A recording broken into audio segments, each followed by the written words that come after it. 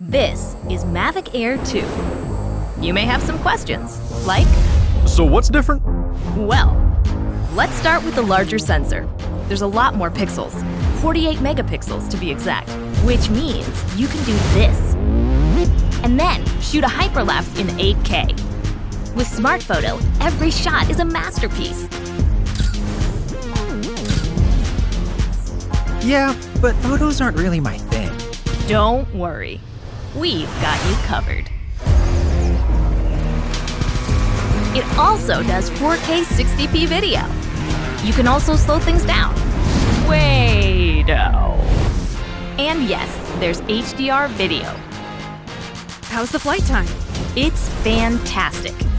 You're looking at up to 34 minutes in the air, a new record for the Mavic series. We've added Ocusync 2.0, so you can fly longer and see clearer. What if I'm not a great pilot? That's where FocusTrack comes in, so you can fly like a pro. Or just press a button. Here's the best part: automatic obstacle avoidance. Okay, but what do I do with all these shots?